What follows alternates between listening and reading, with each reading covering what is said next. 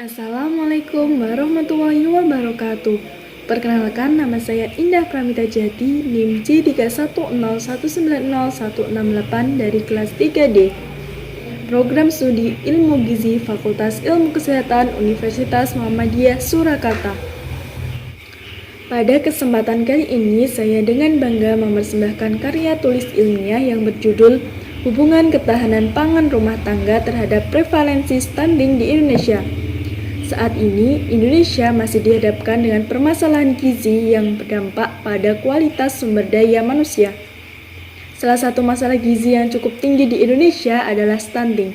Stunting adalah kondisi tinggi badan seseorang lebih pendek dibandingkan tinggi badan orang lain pada umumnya. Menurut hasil Riskesdas tahun 2013, sekitar 37% anak balita di Indonesia mengalami stunting. Hal ini menyebabkan Indonesia berada di posisi negara dengan kategori stunting terbesar kelima di dunia. Masyarakat Indonesia sering menganggap tumbuh pendek sebagai faktor keturunan. Persepsi ini menyebabkan prevalensi stunting sulit untuk diturunkan.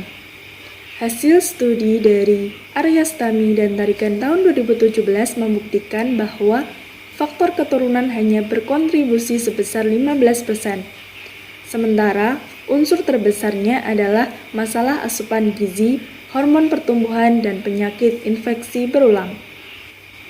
Salah satu upaya yang dapat dilakukan untuk menekan angka pertumbuhan stunting adalah dengan meningkatkan ketahanan pangan rumah tangga.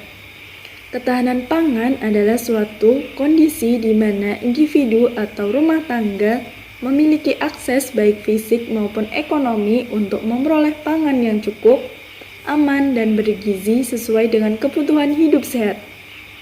Semakin tinggi skor rata-rata ketahanan pangan, maka akan semakin tinggi status gizinya. Berdasarkan latar belakang masalah tersebut, karya tulis ilmiah ini dibuat dengan tujuan yang pertama, yaitu untuk mengetahui prevalensi stunting di Indonesia. Yang kedua, untuk mengetahui ketahanan pangan rumah tangga di Indonesia. Yang ketiga, untuk mengetahui hubungan ketahanan pangan rumah tangga dengan prevalensi stunting di Indonesia.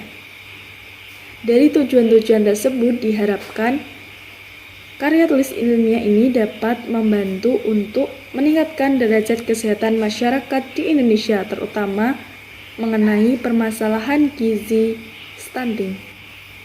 Adapun rumusan masalahnya yaitu yang pertama, bagaimana prevalensi kasus stunting di Indonesia. Yang kedua, bagaimana ketahanan pangan rumah tangga di berbagai daerah di Indonesia. Yang ketiga, apakah ada hubungan antara ketahanan pangan rumah tangga dengan prevalensi stunting di Indonesia.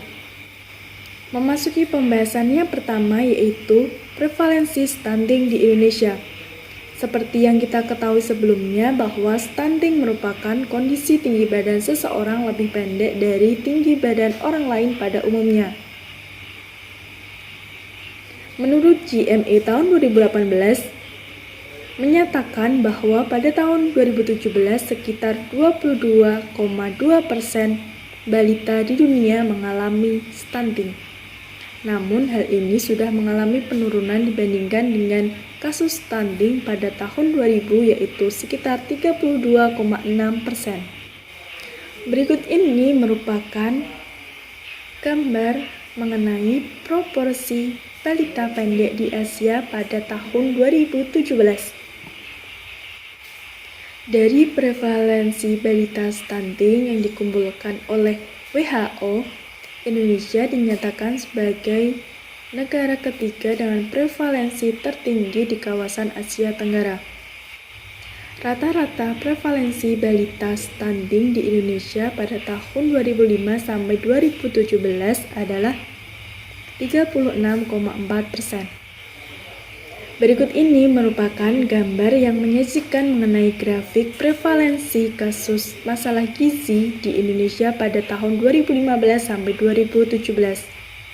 Berdasarkan data hasil pemantauan status gizi, masalah gizi stunting memiliki prevalensi tertinggi dibandingkan masalah gizi yang lainnya. Pembahasan yang kedua yaitu ketahanan pangan rumah tangga di berbagai daerah di Indonesia. Ketahanan pangan merupakan isu pokok dalam pemenuhan kesejahteraan masyarakat karena akan menentukan kestabilan ekonomi, sosial, dan politik dalam suatu negara. Mempertahankan ketahanan pangan di tingkat nasional dan rumah tangga masih menjadi tantangan utama bagi negara-negara berkembang. Menurut Adriani dan Wirjatmaji tahun 2012, ketahanan pangan terdiri dari 3 komponen. Yang pertama, ketersediaan pangan, akses pangan, dan penyerapan pangan. Ketahanan pangan perlu memperhatikan dinamika pendapatan yang diperoleh dari usaha yang dilakukan dalam rumah tangganya sebagai unit kegiatan harian untuk kebutuhan pokok. Status ketahanan pangan rumah tangga dan status nutrisi anggota rumah tangga adalah output dari produk rumah tangga, di mana sumber daya diperlukan sebagai input.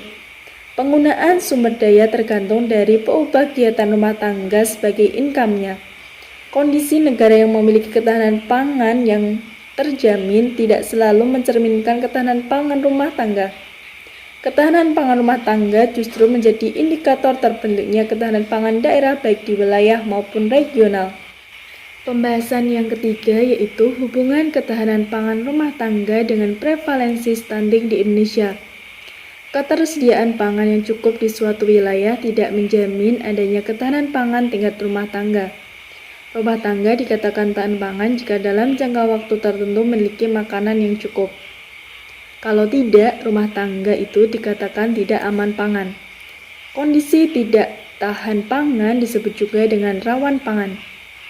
Kerawanan pangan terjadi manakala rumah tangga mengalami ketidakcukupan pangan untuk memenuhi standar kebutuhan fisiologis bagi pertumbuhan dan kesehatan para individu. Adapun 3 hal penting yang memengaruhi tingkat rawan pangan yaitu kemampuan penyediaan pangan kepada individu, kemampuan individu atau rumah tangga untuk mendapatkan pangan, dan proses distribusi dan pertukaran pangan yang tersedia dengan sumber daya yang dimiliki oleh individu. Salah satu golongan masyarakat yang rawan pangan adalah rumah tangga miskin. Rumah tangga dengan ketahanan pangan yang rawan dapat berdampak pada permasalahan gizi dan kesehatan bagi anggota rumah tangga termasuk kelompok rentan gizi. Masalah gizi dapat disebabkan oleh asupan gizi yang dipengaruhi ketahanan pangan rumah tangga yang mengalami rawan pangan. Hal ini disebabkan oleh ketersediaan pangan yang kurang sehingga menyebabkan kurangnya asupan gizi. Jika ketahanan pangan rumah tangga selalu dalam kategori rawan dalam jangka waktu tertentu, maka dapat mengakibatkan kurangnya asupan gizi yang berdampak pada kondisi status gizi. Salah satu masalah gizi yang berhubungan dengan ketahanan pangan yaitu stunting. Stunting secara langsung dapat disebabkan oleh asupan gizi dan infeksi. Stunting dapat menghasilkan efek kesehatan negatif seperti kesulitan dalam mencapai perkembangan fisik dan kognitif yang optimal, mengurangi kinerja, dan beberapa studi juga melaporkan peningkatan risiko penyakit kronis tidak menular. Berdasarkan penelitian Masrin DKK tahun 2014, menyatakan bahwa ada hubungan yang signifikan antara ketahanan pangan rumah tangga dengan kasus stunting. Dari pembahasan tersebut dapat disimpulkan bahwa yang pertama, stunting memiliki prevalensi tertinggi dibandingkan masalah gizi lainnya. Yang kedua, ketahanan pangan rumah tangga menjadi indikator tercapainya ketahanan pangan di daerah. Yang ketiga, terdapat hubungan yang signifikan antara ketahanan pangan rumah tangga dengan kasus stunting. Sekian presentasi karya tulis ilmiah dari saya. Kurang lebihnya mohon maaf. Wabillahi taufiq wal hidayah. Wassalamualaikum warahmatullahi wabarakatuh.